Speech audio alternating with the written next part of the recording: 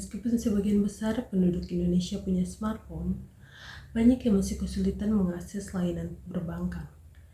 Dalam video ini, saya akan memaparkan hasil analisis mengenai tantangan dan solusi dalam mendorong inklusi keuangan digital di daerah terpencil. Kita akan melihat studi kasus nyata dan sangat menarik di Desa Tanjung Batu, Kabupaten Berau, Kalimantan Timur. Mari kita cari tahu bagaimana kita dapat mengubah uang tunai yang boros menjadi aset digital. Data nasional menunjukkan masalah besar. Hanya 52% penduduk dewasa Indonesia yang memiliki rekening, meskipun 73% sudah memiliki ponsel. Ini menunjukkan adanya kesenjangan yang signifikan antara akses teknologi dan akses layanan keuangan formal. Kasus Tanjung Batu menjadi contoh sempurna dari kesenjangan ini. Fokus utama kita adalah pada Bapak Ismail, pemilik UD Mutiara Jaya, pengumpul ikan yang bekerja sama dengan ratusan nelayan. Masalah inti yang dihadapi Pak Ismail adalah transaksi tunai.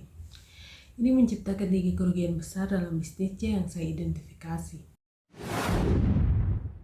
Karena kesulitan mendapatkan uang receh, Pak Ismail terpaksa membulatkan harga ikan.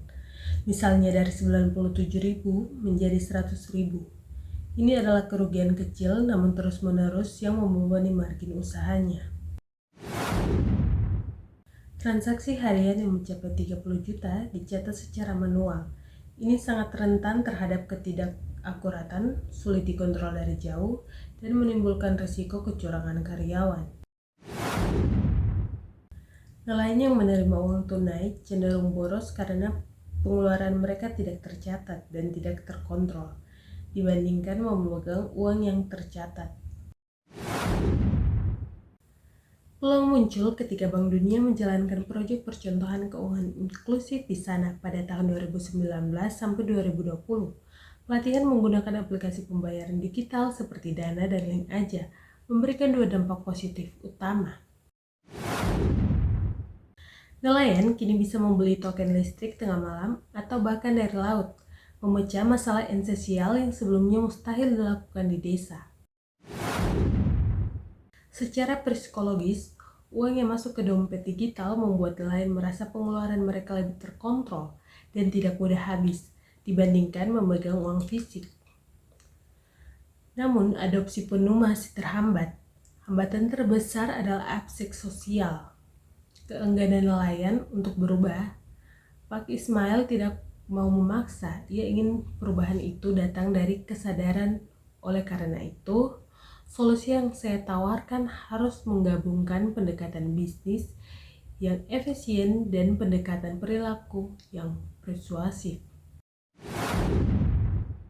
Saya fokus pada 3 solusi praktis yang terintegrasi.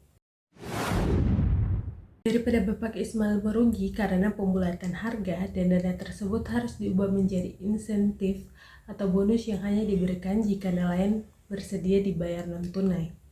Ini mengubah kerugian menjadi biaya insentif yang mendorong nelayan memilih membayar digital secara sukarela karena nilai imbalannya yang lebih tinggi. Pak Ismail harus mengimplementasikan sistem yang menghubungkan langsung aplikasi pembayaran digital dengan aplikasi buku kas sederhana. Tujuannya adalah menghilangkan biaya pencatatan manual dan risiko manipulasi. Dengan data yang terekam real time, Pak Ismail dapat mengontrol transaksi harian mencapai 30 juta dari mana saja. Uang digital hanya bernilai jika digunakan. UD Mutiara Jaya harus menjalin kemitraan dengan toko sembako dan menyediakan sholat nelayan di desa. Saldo digital dari hasil penjualan ikan dapat langsung dibelanjakan di mitra-mitra tersebut. Hal ini menciptakan network effect, semakin banyak yang menerima, semakin tinggi nilai layanan bagi nelayan, mempercepat adopsi total di komunitas. Sebagai solusi jangka panjang yang paling berdampak, saya melibatkan potensi untuk menciptakan bankability. Data transaksi digital nelayan stabil adalah riwayat kredit alternatif. Data ini dapat digunakan untuk bermitra dengan bank lokal guna menyalurkan kredit modal usaha mikro bagi nelayan yang memiliki jejak digital yang baik. Kita mengubah transaksi harian menjadi aset keuangan yang membuka akses permodalan formal bagi mereka. Kesimpulannya, inklusif keuangan di Tanjung Batu membutuhkan sinergi antara teknologi dan perubahan perilaku.